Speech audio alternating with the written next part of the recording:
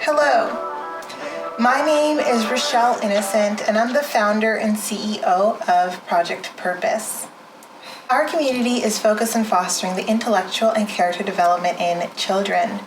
We do this through our parent-child workshops that focus on 4 themes: autonomy, self-efficacy, compassion, and self-concept, in order to cultivate grit, perseverance, and resilience in each child.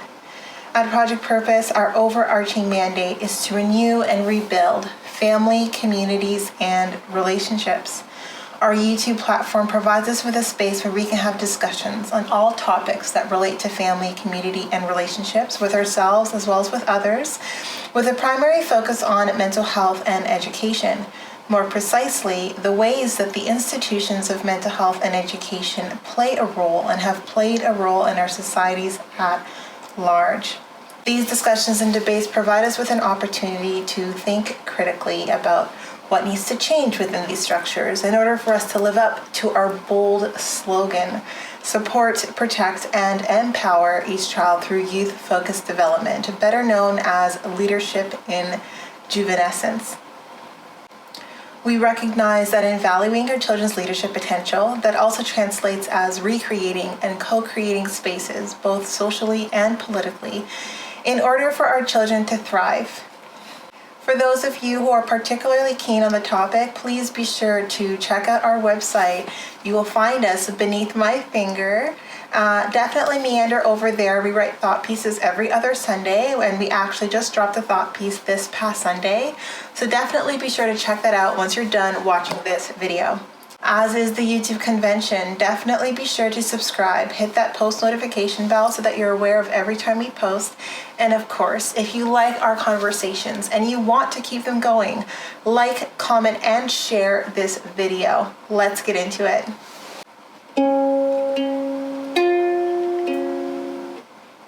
Hello! Thank you so much for joining in today. And for those of you who are new, welcome. And for those of you who are coming back, welcome back. It's really a pleasure to have you here with us today. On our channel, we focus on conversations that relate to mental health, mental wellness, and education. And this week, our focus is going to be on mental wellness. So I'm very happy that you have joined in today, and as the description suggests, today's topic is going to be focusing on burnout. Music is one of the ways that I help manage myself through burnout, and burnout can happen on a spectrum in varying degrees. I mentioned in my last video that I had just finished a fairly extensive, elaborate move, so I've put myself, and I typically will put myself on a 2-week recovery period.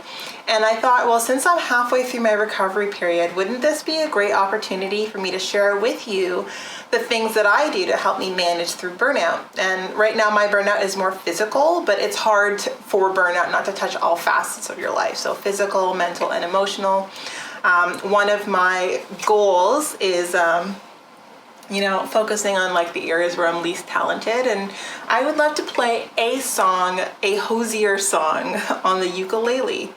I know it's a very weird, random, specific goal, but hey, definitely give me some encouragement as I figure myself out on this instrument.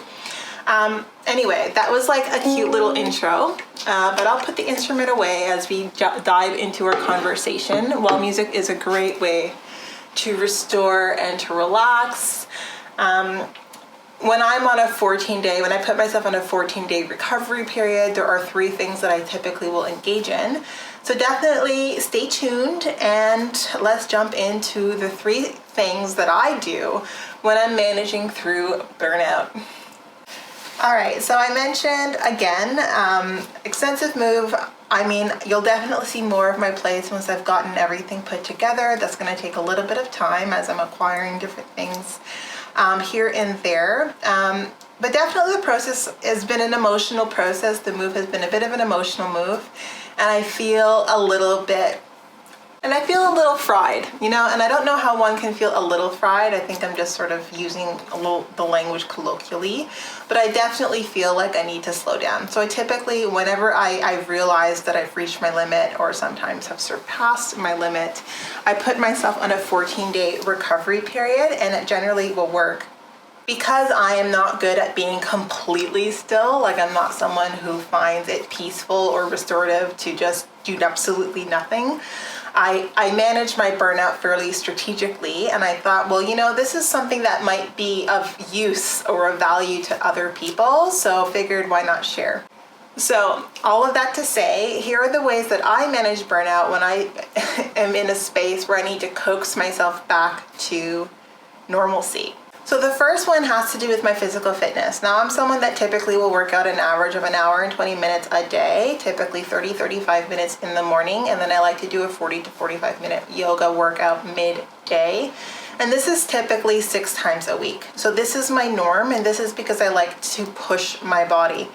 I like to keep my body in almost a perpetual state of being close to the limit physically, because it keeps me amped. I don't know what it does. It's like an adrenaline endorphin fusion that I personally really enjoy, and my body's accustomed to it at this stage. But when I know that I've burned out, especially when I'm physically burned out, I give myself a 14-day pause. And this is actually very hard for me because I have conditioned myself to really enjoy this 1 hour and 20 minutes of working out.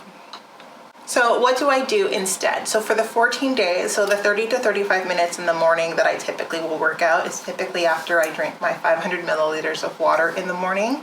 So I'll either drink that water more slowly, so I'll give myself the extra 35 minutes to finish the water, or more traditionally is what I'll do is once I finish my water, I will lay still and I will breathe affirmations through my body. So while I'm laying still, I'm cultivating an awareness of all parts of my body, and I'm breathing, healing, restoration, and forgiveness into my body. I'm asking my body for forgiveness and acknowledging that I've pushed myself beyond my limit, and I need to recognize that it's not a good thing to do, and that I respect and honor and love my body, and that, I'm focusing on healing and restoration. So I'm giving my body the break it needs. So I typically will spend 30 to 35 minutes sort of breathing that affirmation into each limb. And this is different from meditation because it's really very focused on just this breathing ritual. And it was actually something that I learned in my MBA. I did this, I don't remember what it's called, but it's almost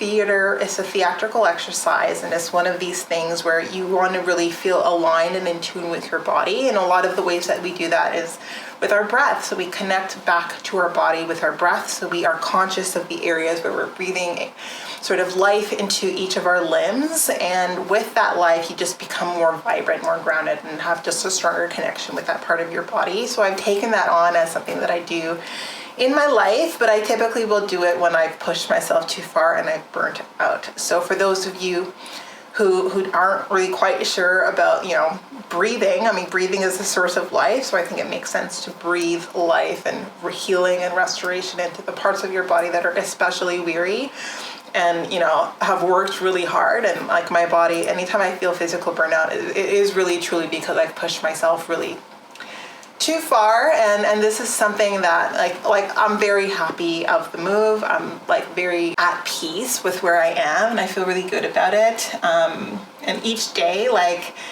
I'm halfway through my restoration period, and I'm feeling really good, and I'm feeling like my stress levels are going down, and my happy hormones or my happy levels are going up, and I'm starting to really step out of this exhaustion and step into all of the excitement that I have and all the energy that I have, and that I've put into being in this space right now. So that's my first tip. Hopefully that's helpful to you. Let's jump into the second one.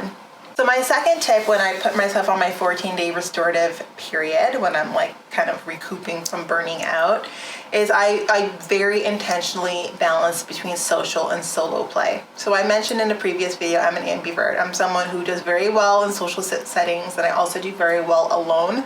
I don't typically have a preference, but when I'm burnt out, I find that I am exhausted more quickly in conversation. And I also find that I'm exhausted more quickly the more time that I spend alone. So it's one of those caveats where when you're good in either situations, but when you're off if you have too much of either of those situations. So typically what I'll do is I'll engage in parallel play. So I guess this is a little bit weird, and let me know if you're someone who does this as well, But I feel very soothed by the presence of other people, but I don't necessarily want to engage with them. So this is typically where I'll insert myself in a space where there are people there, where I don't need to participate in the conversation. I just hear their voices and it soothes me, it restores me. I hear their conversation and it feels great. And I don't engage personally. So I'm kind of doing my own thing, they're doing their own thing, but just their presence, just having other beings around me, I find to be very restorative, especially when I'm burning out and I don't have the energy to contribute, but I also know I'll lose energy if I keep myself isolated. So parallel play is the happy medium between the two. I am alone, but in a space filled with other people. I mean, that sounds like a lonely thing. I think that's mentioned as a lonely feeling in several prose, but I actually do it intentionally because it helps me restore. I get energy from people and I get energy alone, and it gives me this happy balance between the two. All of that to say, I still do socialize, but I socialize in smaller doses when I feel burnt out, and I like to socialize sort of doing activities that definitely energize me. So typically if I'm burned out, if there's an activity that I'm not really all that into, but it's an opportunity to socialize, I'll tap out of that. But I will definitely be all into the activities that I generally love doing. So like especially being a highly sensitive person, I find that when I'm burnt out, I wake up very stimulated. So I wake up already feeling as though I've had my days full of excitement. So really the day is about moderating that down. So that's not something I can do without being very mindful of how much energy I give into each space that I give it. So parallel play is a really great way that I do that, moderating the amount of times that I socialize, moderating the amount of time where I'm actually alone, and giving myself equal doses of each of those throughout the 14-day period. So my last tip on how to restore and kind of get back to normal when you've experienced burnout is nature. And I am a wild child. I mentioned I'm a free spirit, I'm a wild child, and I love all things to do with nature. And luckily for me, nature, to an extent, to a degree, loves me back. I mean, I'm not sure that insect bites are an indication of love, but I love spending time in nature, and I find it is the best and like the fastest way for me to feel restored. And I grew up in the boonies. I grew up in very rural areas. I grew up playing in the forest, spending hours upon hours each day, kind of just having little adventures in the forest. So I find that like that's where I recharge the best. So where I am, there's lots of mountains, there's lots of forest to explore, there's large bodies of water. So I find that if I'm engaging in those spaces and I'm just exploring and I'm going for long walks, and I like to go off the beaten path. So like I'll start off with a trail just to make sure I don't get lost, but typically I will go off the beaten path and just hang out in a foresty area. And I find that to be very restorative. And like today is a bit of a rainy day and I don't want my equipment to get messed up. I mean, the sun's coming out, but it's going to be fairly wet. But one of these days I'd love to take you on a nature stroll with me to show you just how beautiful the foliage is and why it's truly very restorative for me. So I find that especially when you're living in the city and everything is very, very stimulating all the time, there's something about taking in nature that is just soothing.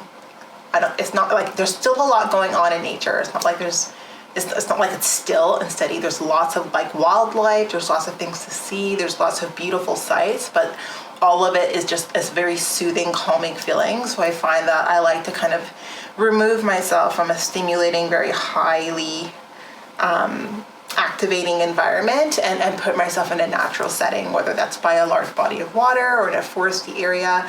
I'm someone who, I think I mentioned, I love rocks, I love hills, I love mountains in any season. So that typically is another way that I help myself, especially during a 14 period when I put myself on pause because I'm trying to restore from burnout.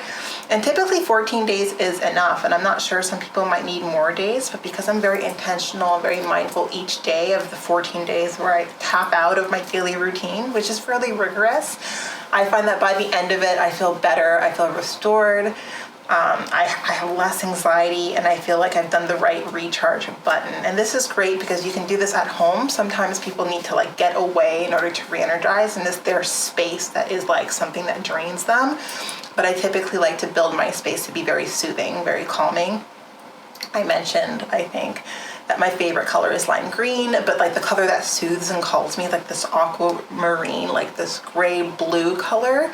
And I typically like to surround myself with colors that either trigger happiness in me or trigger soothing, calming sort of emotions within me, and my entire space are those two things, because that's sort of the steady state that I want to create for myself. So I think if your home is a space that you find creates anxiety or is something that stresses you, it's important to create a space, or at least like a part of your home that is a quiet haven where you feel like all the things that you've built into it kind of soothe you and keep you feeling calm and give you the space to be restored.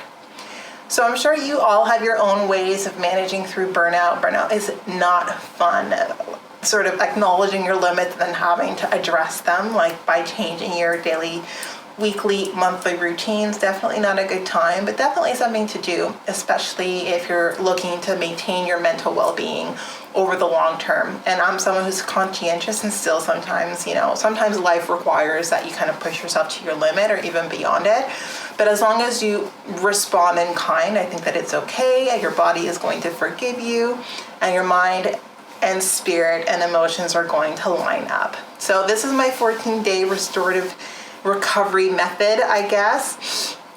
I hope that is helpful to you. If you have different tips for me that I should add or include into the way that I restore when I'm dealing with my own burnout, or the things that you typically do when you're dealing with burnout, I would love to hear from you. I mean, I love that the work that I'm doing doesn't stress me out. It actually energizes me, so that's super great. But like when I do feel like I need to build back the energy that I've burnt away, these are some of the ways that I do it.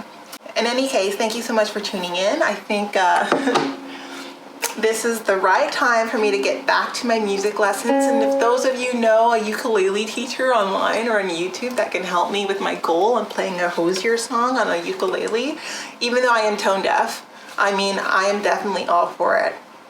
And if you're interested, if I get to 1,000 subscribers by mid-May, I'll definitely, in my tone deaf voice, sing you a little snippet of a Hosier song with the ukulele. I mean, if you can get me to the 1,000 subscribers, who knows what will happen. In any case, thank you so much for tuning in. I really appreciate you joining me here. And if for those of you who are dealing with burnout, you can get through it, but definitely be mindful and create like a recovery period. It doesn't need to be 14 days. I mean, whatever amount of days suits you. But definitely put your health first, especially when you're experiencing periods of burnout. So if you've made it to the end, be sure to subscribe, like, comment, share this video. Also, make sure in the description I have all the details for all my social media platforms. Definitely be sure to add those.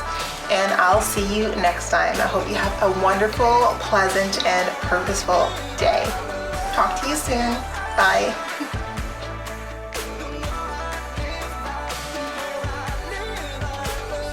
I just feel like